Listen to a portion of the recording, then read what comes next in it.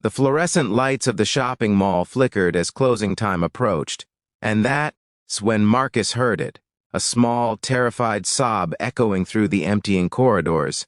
He turned from locking up his modest shoe repair kiosk to find a little girl, no more than 5 years old, standing alone near the fountain with tears streaming down her face. Her tiny hands clutched a stuffed rabbit, and her whole body shook with fear. Marcus didn't hesitate. He knelt beside her, his gentle voice cutting through her panic, asking her name, promising her everything would be okay. Her name was Emma, and she'd lost her mother somewhere in the massive complex. While other shopkeepers rushed past them, eager to get home, Marcus stayed. He called security, contacted mall management, and settled in to wait with Emma, buying her hot chocolate from the last open cafe and telling her funny stories about his own daughter, Lily, who was waiting for him at home with his elderly mother. If you believe in the power of kindness and the impact one person can make in a moment of crisis, please like this video, leave a comment about a time someone helped you, share this story with someone who needs to hear it, and subscribe to our channel for more inspiring true stories.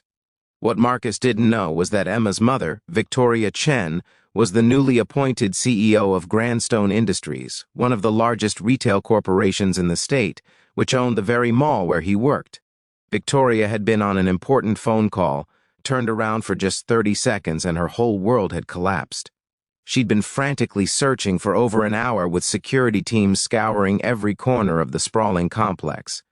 When she finally found Emma sitting peacefully with Marcus on a bench, the little girl was actually laughing at his stories, the terror in her eyes replaced with trust.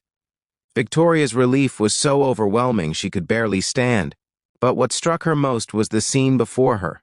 This humble man with worn shoes and calloused hands had given up his evening, his time with his own child, to comfort a stranger's daughter. Security informed her that Marcus had refused to leave Emma's side, had insisted on staying until her family was found, even though his own daughter was calling him repeatedly, worried about where her daddy was.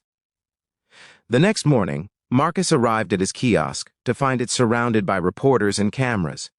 Victoria Chen stood there in her business suit, but her eyes were red from crying. She'd learned that Marcus was a widower, struggling to keep his small business afloat while raising Lily alone, often skipping meals to afford her school supplies. In front of dozens of cameras and gathering crowds, Victoria did something unprecedented. She publicly apologized for living in a bubble of privilege, for not knowing the good people who made her properties run, and she announced that she was personally funding a full scholarship for Lily's education and providing Marcus with a grant to expand his business into a full store. But more than that, she promised to implement a program honoring everyday heroes like Marcus in every property her company owned. Comment below with the name of someone who has shown you unexpected kindness. Marcus stood there, overwhelmed and weeping, not because of the money, but because someone had finally seen him, truly seen the sacrifices he made every day. As Victoria embraced him in thanks, the crowd erupted in applause, and in that moment, two strangers became forever connected by one night, when kindness mattered more than anything else. The story spread across the nation, reminding everyone that heroes don't always wear capes. Sometimes they wear worn-out shoes and carry the biggest hearts.